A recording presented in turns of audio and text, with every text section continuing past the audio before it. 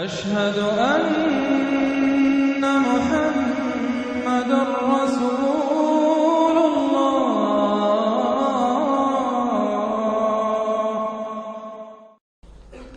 اعوذ باللہ من الشیطان الرجیم بسم اللہ الرحمن الرحیم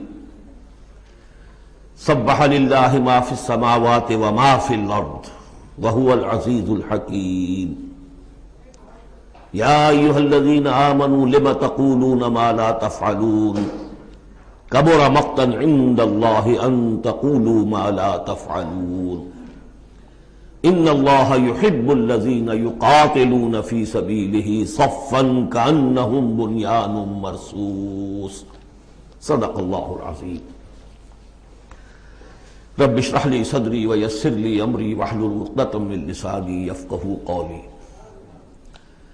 اللہم ربنا الہمنا رشدنا واعذنا من شرور انفسنا اللہم ارنا الحق حقا وارزقنا اتباعه وارنا الباطل باطلا وارزقنا اجتنابه اللہم وفقنا لما تحب وترضى اللہم ربنا آنس وحشتنا في قبورنا وارحمنا بالقرآن العظیم اللہم اجعله لنا اماما ونورا وهدى ورحمة اللہم ذکرنا منہ ما نسینا وعلمنا منہ ما جہلنا وارزقنا تلاوته آناء الليل وآناء النهار واجعله لنا حجة یا رب العالمین آمین۔ اب ہم اللہ کا نام لے کر سورہ صف کا آغاز کر رہے ہیں۔ میں آپ کو بتا چکا ہوں کہ جو 10 صورتیں ہیں مدنی سورہ حدید سے سورہ تحریم تک، ان میں بالکل درمیان میں جو یہ جوڑا ہے سورہ صف اور سورہ جمعہ، اس کی امتیازی شان اسی سے نظر آ جاتی ہے کہ دونوں کا آغاز تسبیح سے ہوا ہے، ورنہ اب تک یہ تھا سورہ حدید کا آغاز سبح للہ ما فی السماوات والارض، پھر سورہ مجادلہ میں وہ بات نہیں، پھر سورہ حشر میں سبح للہ ما فی السماوات وما فی الارض، پھر سورہ ممتحنہ میں وہ بات نہیں۔ اب یہاں پھر جو آئی ہے وما فی الارض، تسبیح کرتی ہے اللہ کی ہر وہ شے جو آسمانوں میں ہے اور ہر وہ شے جو زمین میں ہے۔ وَهُوَ الْعَزِيزُ الْحَكِيمُ، اور وہ زبردست ہے کمال حکمت والا۔ لیکن اس کے فوراً بعد سورہ جمعہ ہے، وہ ہے يُسَبِّحُ لِلَّهِ مَا فِي السَّمَاوَاتِ وَمَا فِي الْأَرْضِ۔ تو اس میں جوڑے ہونے کی نسبت بہت نمایاں ہو گئی، مشابہت بھی ہے، تسبیح دونوں کا آغاز ہو رہا ہے، پھر تکمیل ہو رہی ہے۔ میں نے بتایا تھا کہ نسبت زوجیت میں کسی مقصد کے لیے جنس جو ہیں دو، وہ کسی اعلیٰ تر مقصد کے لیے ان کے اندر ریسیپروکل نسبت رکھی جاتی ہے۔ وہی یہاں ہے فعل ماضی فعل مضارع، اور فعل مضارع عربی زبان میں حال اور مستقبل دونوں کو کور کرتا ہے، تو یہاں اس جوڑے میں آ کر ان دونوں کو جمع کر دیا گیا کہ یہ تسبیح جو ہے کائنات کے اندر، جو کائنات کی ہر شے کر رہی ہے، یہ ہمیشہ سے ہوتی آ رہی ہے، ہر دم ہو رہی ہے، ہمیشہ ہوتی رہے گی۔ یہ سورہ مبارکہ جیسا کہ میں نے کل آپ کو بتایا تھا، سورہ حدید کی جو آیت ہے جس کو میں نے عرض کیا تھا، اگرچہ وہ لفظ اچھا نہیں ہے، عریاں اور ننگا، واقعتاً یہ ہے کہ پورا عریاں اور ننگا فلسفہ انقلاب سورہ حدید کی آیت نمبر 25 میں ہے۔ انقلاب کس لیے لایا جاتا ہے؟ فرانس کا ریولوشن کیوں آیا تھا؟ ظلم ہے، بادشاہ لوگ بیٹھے ہوئے ہیں، عیش کر رہے ہیں، لوگ کسان ہیں، مزدور ہیں، وہ کام کرتے ہیں، ٹیکس دیتے ہیں، یہ عیاشیاں کرتے ہیں بدماش لوگ، ظلم ہے، ختم ہونا چاہیے۔ لوگوں نے جانے دی، ہزاروں نے جانے دی، پھر شکل کیا بن گئی کہ وہ تو ایک بظاہر ڈیموکریسی، عوام کی حکومت، حقیقت میں سرمایہ داروں کی آمریت قائم ہو گئی۔ ظلم ہے، مزدور کارخانے کے اندر کام کر رہا ہے، اس کے بچہ جو ہے بھوکا مر رہا ہے، یا وہ اگر بیمار ہو گیا تو اس کی دوا نہیں ہے، اور اس کی محنت اور مزدوری سے جو عیش کر رہے ہیں، لال پری جو ہے ان کے شام کو جو ہوتی ہے، ان کے جام میں وہ کیا کیا ہوتی ہے، علامہ اقبال نے کس قدر تلخ حقیقت کہی ہے۔ یہ کیا ہے؟ مزدور خواجہ از خونے رگے مزدور سازد لال ناب، یہ سرمایہ دار جو ہیں یہ مزدوروں کے رگوں کی خون جو ہے سرخ، اس سے کشید کر کے اپنی وہ لال پری جو ہے شام کو پیتے ہیں بیٹھ کر۔ انقلاب ہے، انقلاب ہے، انقلاب۔ نتیجہ یہ ہوا کہ بولشوک ریولوشن آیا، پھر مصیبت، اب ایک پارٹی ڈکٹیٹرشپ قائم ہو گئی۔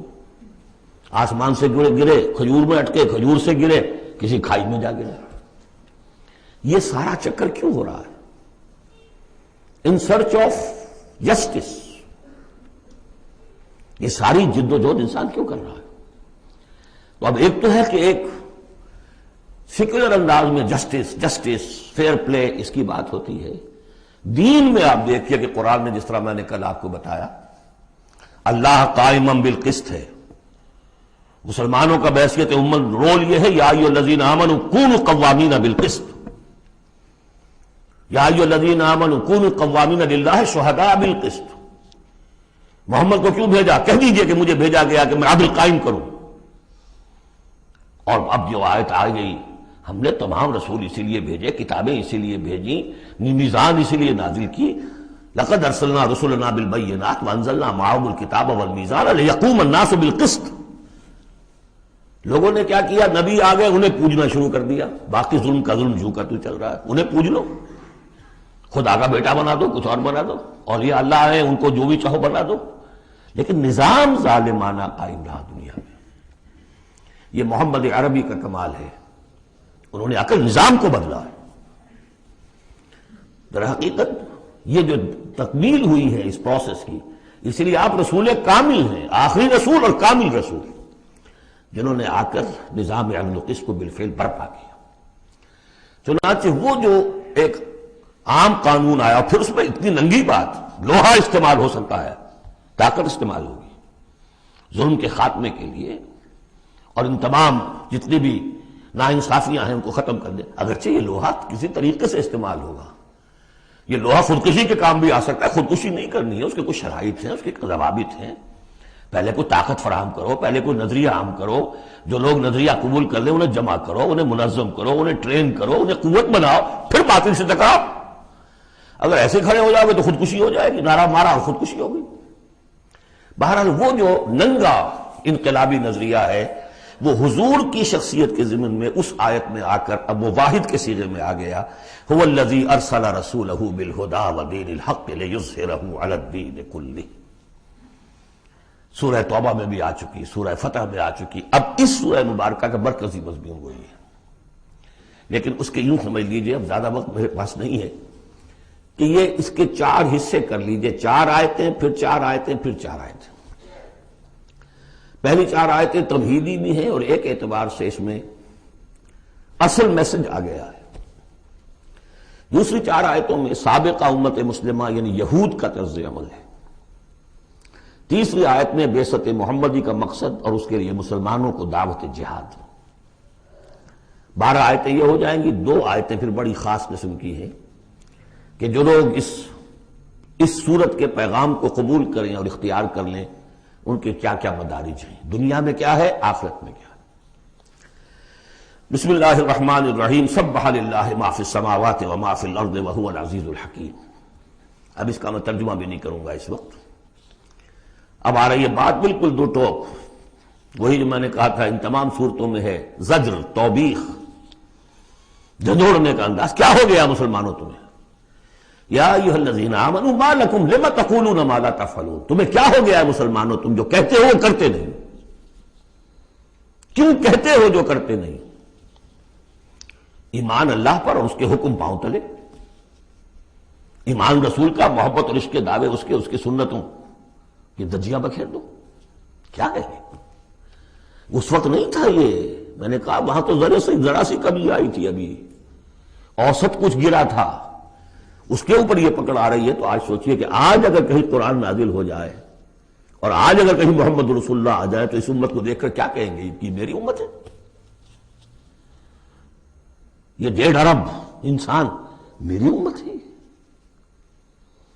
لم تقولون ما لا تفعلون کبر مقتا عند اللہ ان تقولوا ما لا تفعلون، بڑی شدید بیزاری کی بات ہے اللہ کے نزدیک کہ تم کہو جو کرتے نہیں۔ اب بتائیے اس سے بڑی زجر و توبیخ کیا ہوگی؟ اچھا معلوم ہوتا ہے کہ شاید کچھ لوگوں نے محبت رسول کے دعوے کیے ہوں گے۔ جاننا چاہتے ہو اللہ کو کون محبوب ہیں؟ ان اللہ یحب الذین یقاتلون فی سبیلہ صفا کانہم بنیان مرصوص۔ اللہ کو تو محبوب ہیں اپنے وہ بندے جو صفے باندھ کر اور صفیں بھی ایسی بنیان مرصوص. آج کل کا تصور کیجئے ری انفورسڈ کانکریٹ والز جو بڑے بڑے ڈیمز کی بنائی جاتی ہیں. اس زمانے میں بھی تھا چنائی کر کے پھر تانبا اس کے اندر جو ہے وہ پگھلا کر، جو ہم دیکھ آئے ہیں ذوالقرنین کے معاملے میں، آتونی افرق علیہ قطرہ. اب وہ جو ہے وہ فورٹیفائڈ ایسی صفیں. آج ایک صاحب نے توجہ دلائی، اسی کا عکس ہونا چاہیے ہماری جب نماز کے اندر صف بندی ہوتی ہے، کوئی خلا نہیں ہونا چاہیے. حضور نے فرمایا کہ شیطان کھڑا ہوتا ہے بیچ میں، پھر کندھے سے کندھا ملا ہونا چاہیے. لیکن ہمارے ہاں اس کا کوئی اہتمام نہیں ہوتا. ہمارے ہاں اہل حدیث حضرات کو اہتمام کرتے ہیں، انہوں نے کہیں اور چکر چلا دیے، وہ ٹانگیں بھی اتنی چوڑی کریں گے کہ پھر دوسرے آدمی کو سخت کوفت ہو جائے، اور پھر پاؤں پہ پاؤں ماریں گے، کچھ کریں گے. وہ ان کی اپنی شدت ہے.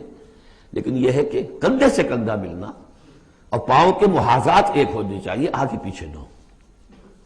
بہرحال یہ ضرورت ہے، اس کی ائمہ کو بھی کرنی چاہیے کوئی نہ کوئی توجہ. تو یہ اصل میں سمم بونم ایک اصطلاح ہے فلسفے کی، کہ ہر فلسفہ اخلاق میں ایک تصور ہوتا ہے خیر اعلیٰ، the highest good, highest virtue کیا ہے. آپ ایک فلسفہ دیتے ہیں اخلاق کا، اس کی روح سے سب سے بڑی نیکی کون سی ہے، تو جان لیجئے اسلام میں سمم بونم، اسلام کے خیر اعلیٰ قتال فی سبیل اللہ ہے. ان اللہ یحب الذین یقاتلون فی سبیلہ صفا کانہم بنیان مرصوص. اب سوچ لو، دیکھ لو، سوچ سمجھ کے قدم رکھو. جس کو ہو جان و دل عزیز اس کی گلی میں جائے کیوں. اس راستے پر آنا ہے تو یہ سمم بونم ہے. یہ 4 آیتیں ہو گئیں تمہید کی. 4 آیتیں ہیں اب. بنی اسرائیل نے کیا کیا اللہ کے جلیل قدر پیغمبروں کے ساتھ. وَإِذْ قَالَ مُوسَىٰ لِقَوْمِهِ يَا قَوْمِ لِمَ تُؤْذُونَنِي وَقَدْ تَعْلَمُونَ أَنِّي رَسُولُ اللَّهِ إِلَيْكُمْ. یاد کرو جب کہ کہا موسیٰ نے اپنی قوم سے، اے میری قوم کے لوگوں کیوں مجھے ایذا دے رہے ہو، کوفت پہنچا رہے ہو، تکلیف دے رہے ہو. وَقَدْ تَعْلَمُونَ أَنِّي رَسُولُ اللَّهِ إِلَيْكُمْ، جبکہ تم جانتے ہو میں اللہ کا رسول ہوں. میرے نزدیک یہاں رسول بمانی نبی کے ہے. حضرت موسیٰ بنی اسرائیل کے لیے نبی تھے، رسول نہیں. رسول تھے الی فرعون. جہاں کہیں ذکر آیا بحیثیت رسول الی فرعون وملئہ، الی فرعون وملئہ، الی فرعون وملئہ. کیونکہ رسول کے بعد قاعدہ یہ ہوتا ہے کہ پھر رسول کی بات نہ مانے تو قوم ہلاک کی جاتی ہے. حضرت موسیٰ کی بات نہیں مانی، 4 کے سوا ہلاک نہیں کی گئے. تو حضرت موسیٰ کی حیثیت بنی اسرائیل کے لیے نبی کی ہے، لیکن آل فرعون کے لیے وہ رسول تھے. مانو مجھے اور میرے ساتھ واپس کرو ان کو، بنی اسرائیل کو. وقت تعلمون انی رسول اللہ علیکم، یہاں تو میں اللہ کا نبی ہوں. فلما زاغوا، جب وہ کج ہو گئے، ٹیڑھے ہو گئے، ازاغ اللہ قلوبہم، اللہ نے بھی ان کے دلوں کو ٹیڑھا کر دیا. یہ بہت اہم آیت ہے جو قرآن مجید میں جتنی مرتبہ آیا اللہ نے انہیں گمراہ کر دیا، اللہ نے مہر لگا دی. تو کبھی اللہ ابتداءً مہر نہیں لگاتا، پہلے انسان ٹیڑھا خود ہوتا ہے. لیکن جب اس کے ٹیڑھ پن ایک حد تک چلا جاتا ہے، he reaches the point of no return, then Allah puts a seal on his heart. اس کے بعد نہیں آ سکتا. تو جب وہ ٹیڑھے ہو گئے اللہ نے ان کے دلوں کو بھی ٹیڑھا کر دیا. واللہ لا یہدی القوم الفاسقین، اللہ فاسقوں کو زبردستی ہدایت نہیں دیتا. اب اس میں ہم پڑھ چکے ہیں سورہ مائدہ میں، اصل میں وہ ایذا ہے. اللہ کے رسول کو اصل ایذا ذاتی نہیں ہوا کرتی، ہوتی ہے وہ بھی، انسان محسوس کرتا ہے. اور میں بتا چکا ہوں آپ کو سورہ احزاب میں کہ حضور حضرت موسیٰ کے ساتھ بھی اس طرح کا معاملہ کیا، لیکن حضور کے ساتھ بھی کیا. لیکن اصل ایذا جو یہاں ہو رہی ہے قتال کے لفظ کے ذکر کے ساتھ جو آ رہی ہے وہ یہ ہے. اگلا دور ان کا کیا آیا ہے، وَإِذْ قَالَ عِيسَى ابْنُ مَرْيَمَ، دوسرا دور. اب یہ ہے رسول، اصل میں بنی اسرائیل کے لیے رسول بن کر آئے وہ حضرت عیسیٰ. رسولاً الی بنی اسرائیل، سورہ آل عمران کی وہ الفاظ بہت اہم ہیں. وَإِذْ قَالَ عِيسَى ابْنُ مَرْيَمَ يَا بَنِي إِسْرَائِيلَ إِنِّي رَسُولُ اللَّهِ إِلَيْكُمْ. اور جب یاد کرو جب کہ کہا عیسیٰ ابن مریم نے، اے بنی اسرائیل میں اللہ کا رسول ہوں تمہاری طرف. مصدقا لما بین یدی من التوراۃ، اور میں تصدیق کرتے ہوئے آیا ہوں اس کی جو میرے سامنے ہے تورات میں سے. ومبشرا برسول، اور بشارت دیتے آیا ہوں ایک رسول کی، یاتی من بعدی، جو میرے بعد آئیں گے، اسمہ احمد، جن کا نامی احمد ہے، صلی اللہ علیہ وسلم، احمد مجتبی. فلما جاءہم بالبینات، یہ وہی حضرت عیسیٰ کے بارے میں جب وہ آئے کھلی نشانیاں لے کر، معجزے لے کر، عظیم ترین معجزے لے کر. قالوا ھذا سحر مبین، انہوں نے کہہ دیا یہ تو سحر مبین ہے۔ ومن اظلم ممن افترا، اب یہ تیسرا دور ہے، اب محمد رسول اللہ آ گئے صلی اللہ علیہ وسلم، اور وہ ہم پڑھا ہے سورہ بنی اسرائیل میں، عسیٰ ربکم ان یرحمکم وان عدتم عدنا، اے بنی اسرائیل تم ہمارے لاڈلے تھے، اس میں کوئی شک نہیں، ہم نے تمہیں چنا تھا، اخترناہم علی علم، لیکن تم نے اپنی بد عملی کی وجہ سے اپنے آپ کو راندہ درگاہ بنا لیا، لیکن ہماری محبت اب بھی موجود ہے۔ عسیٰ ربکم ان یرحمکم، تمہارا رب اب بھی تمہیں رحم کرنے کے لیے تم پر تیار ہے، وَإِنْ عُدْتُمْ عُدْنَا، لیکن تمہارا طرز عمل وہی رہا جو پہلے تھا، تو ہم بھی وہی کچھ کریں گے جو ہم نے پہلے کیا، اسی طرح پٹوائیں گے تمہیں۔ نبوکدنضر سے پٹوایا، اور گریک سے پٹوایا، اسیرین سے پٹوایا، رومن سے پٹوایا، اور اب اس صدی میں آ کے جرمن سے پٹوایا۔ 60 لاکھ 6 ملین، اور میں نے ایک دفعہ پہلے روایت یہ پڑھی تھی کہ نہیں 4 ملین تھے، ابھی پچھلے دنوں میں نے ایک دیکھا ہے کیلنڈر،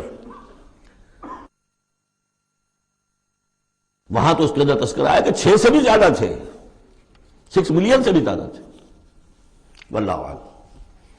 بہرحال اب تیسرا دور آیا، ومن اظلم ممن افترى علی اللہ الکذب، اس سے بڑھ کر ظالم کون ہوگا جو اللہ پر جھوٹ تلاسے، وہو یدعی الی الاسلام، بلایا جا رہا اسلام کی طرف، اب محمد رسول اللہ انہیں دعوت دے رہے ہیں، واللہ لا یہدی القوم الظالمین، اللہ ایسے ظالموں کو زبردستی ہدایت نہیں دیتا۔ عسیٰ ربکم ان یرحمکم، لیکن اس کے بعد فرما دیا اگلی آیت میں ان ھذا القرآن یہدی للتی ہی اقوم، یہ قرآن ہے شاہدرہ ہے، ہماری رحمت کا شاہدرہ قرآن حکیم میں داخل ہونا ہے، آؤ داخل ہو جاؤ۔ اب حضور کے ساتھ جو کچھ کر رہے تھے اس کا کلائمیکس یہ تیسری آیت ہے، یریدون لیطفئوا نور اللہ بافواہہم، وہ تلے ہوئے ہیں کہ اللہ کے نور کو اپنی منہ کی پھونکوں سے بجھا کر رہیں گے۔ یہ خاص یہود کے بارے میں ہے یہ آیت، اچھی طرح سمجھ لیجئے، اور اس کا کلائمیکس اب آ رہا ہے، اب آ رہا ہے۔ The final showdown is going to come now and not very far off, very soon. Armageddon اسے کہہ لیں۔ یہود پوری طریقے سے پوری عیسائی دنیا کو اپنے تسلط میں لا چکے ہیں، اور جو کچھ ہونے والا ہے الملحمۃ العظمیٰ جسے حضور نے قرار دیا ہے، عظیم ترین جنگ، اور آرمگڈون یہ ان کی کرسچین جو ان کی ہے اصطلاحات، ان میں وہ آرمگڈون ہے۔ بہرحال وہ تو ابھی آئے گا، ابھی تک تو ہم پڑھ رہے ہیں جو اس وقت ہو رہا تھا، ان میں جرت نہیں تھی، وہ سامنے آ کر مقابلہ نہیں کرتے تھے، وہ ہم پڑھ چکے ہیں سورہ حشر میں، کبھی بھی سامنے آ کر مقابلہ نہیں کریں گے، منہ کی پھونکوں سے بجھاتے ہیں دور دور سے۔ یہ استعارہ ہے کہ سامنے آ کے مقابلہ نہیں کرتے، سازشیں کرتے ہیں، منہ سے تو آدمی بات ہی کرتا ہے نا، سازشیں کر کے اس کو ابھارو، اس کو لے آؤ، اس سے حملہ کروا دو، قریش کو لے آؤ، فلاں کو لے آؤ، ان میں دم نہیں ہے۔ اسی کو کہا ہے مولانا ظفر علی خان نے، نور خدا ہے کفر کی حرکت پہ خندہ زن، پھونکوں سے یہ چراغ بجھایا نہ جائے گا۔ یریدون لیطفئوا نور اللہ بافواہہم واللہ متم نورہ ولو کرہ الکافرون، اللہ اپنے نور کا اتمام فرما کر رہے گا خواہ یہ کافروں کو کتنا ہی ناگوار ہو۔ یہ جو آیت آئی ہے اس سے پہلے سورہ توبہ میں، یریدون ان یطفئوا نور اللہ بافواہہم ویابی اللہ الا ان یتم نورہ ولو کرہ الکافرون، اتنا سا فرق ہے، باقی آیت جو کی تو ہے۔ اب تیسرا حصہ ہے سورت کا، اب حضور کی بعثت کس لیے ہوئی؟ هو الذی ارسل رسولہ بالہدی ودین الحق لیظہرہ علی الدین کلہ۔ یہ خاص آیت میں آپ کو بتا چکا ہوں کہ انبیاء کی بعثت، رسولوں کی بعثت کے لیے بشیر، نذیر اور مذکر، مربی، معلم، یہ سارے الفاظ، شاہد، یہ سب مشترک ہیں۔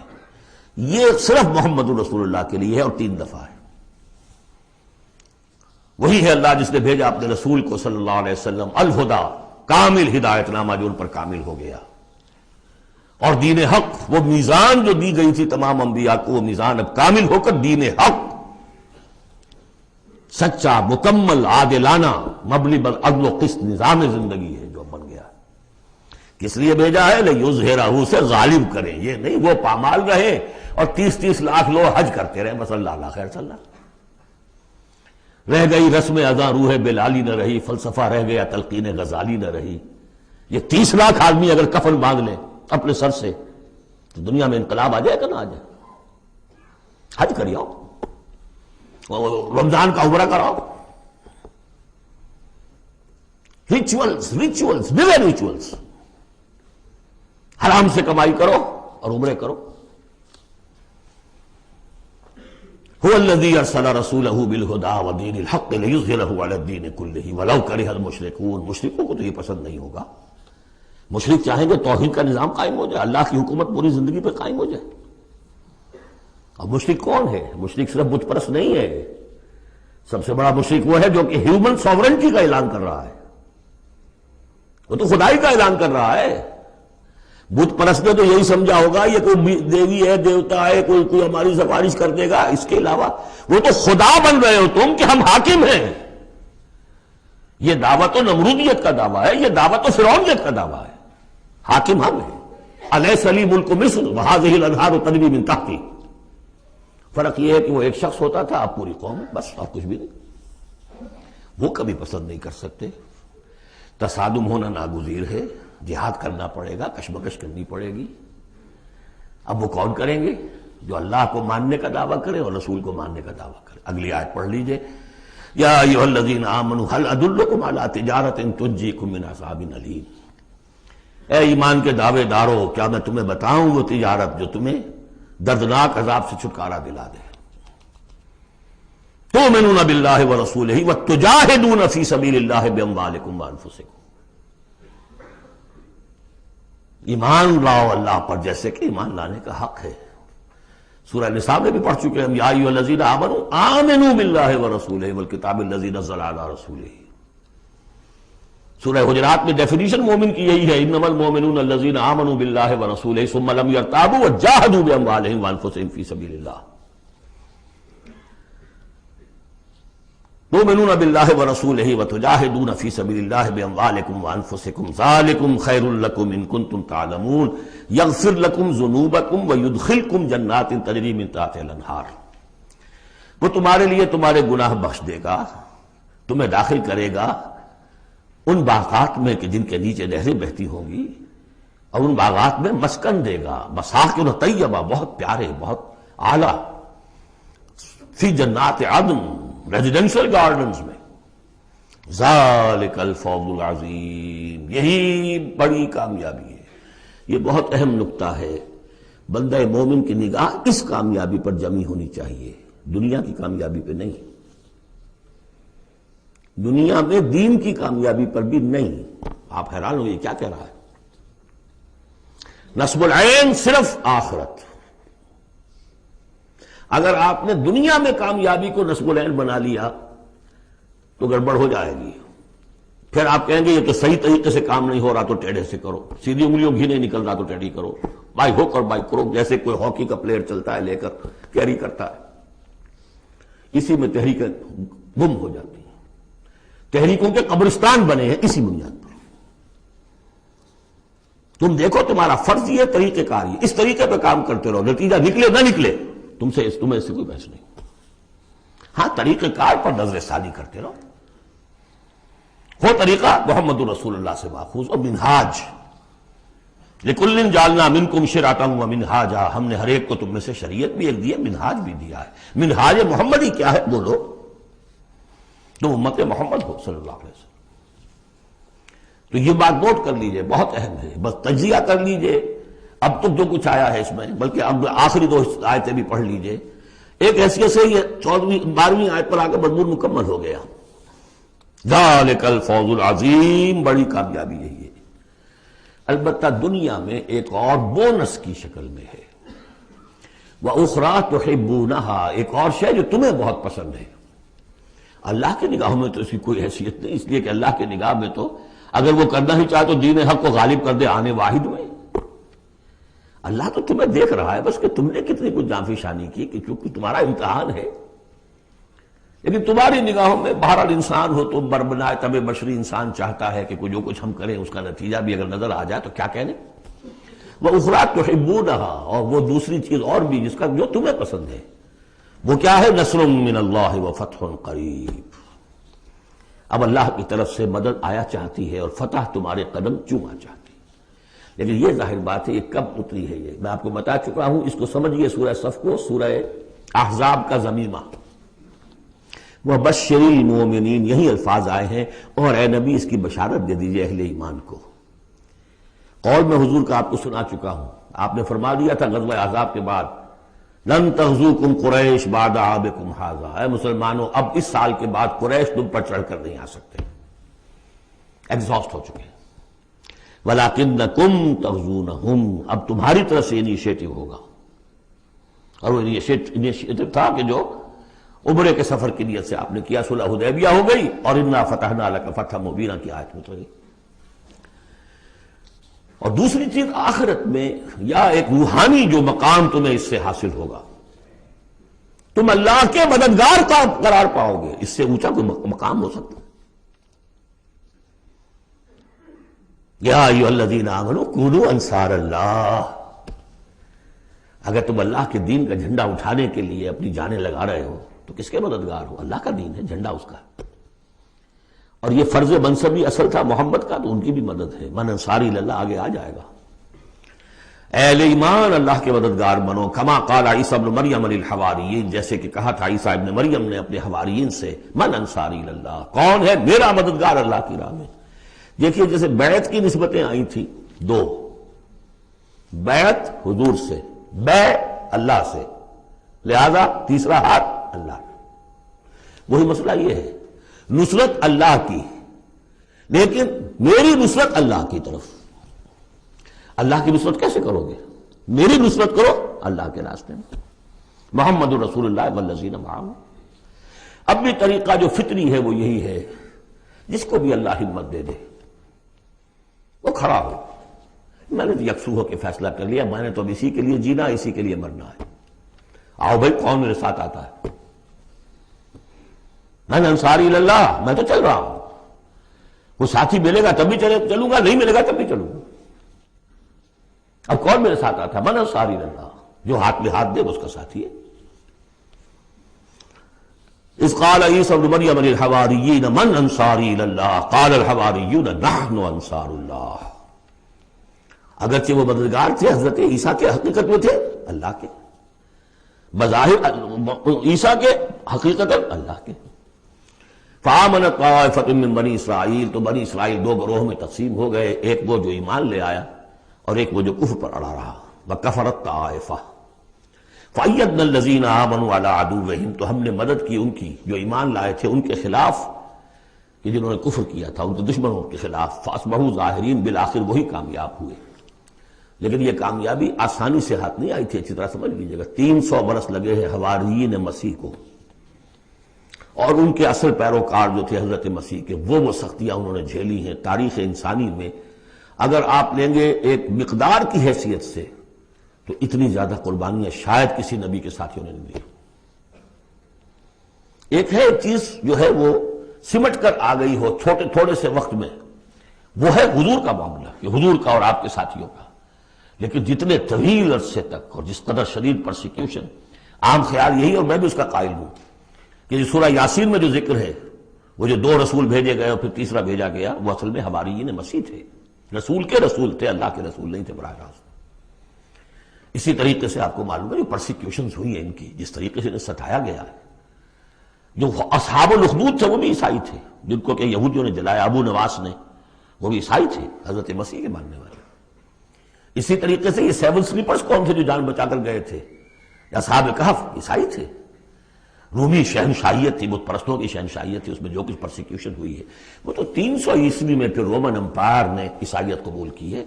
اس کے بعد سے پھر ظاہر بات ہے، چاہے عیسیٰ کو وہ صحیح طور پر مانتے ہیں، غلط طور پر مانتے ہیں، عیسیٰ کے ماننے والے ہیں، وہ کہتے ہیں وہ حرام زادہ ہے، وہ کہتے ہیں کہ نہیں وہ اللہ کا بیٹا ہے، بس اتنا فرق ہو گیا، وہ ایک انتہا کو نکل گئے، وہ دوسری انتہا کو نکل گئے۔ باسٹرڈ کہتے ہیں کھلم کھلا، سن آف مین، اور وہ لوگ کہہ رہے اللہ کا، لیکن مانتے تو ہے نا، یہ انکار کرتے ہیں۔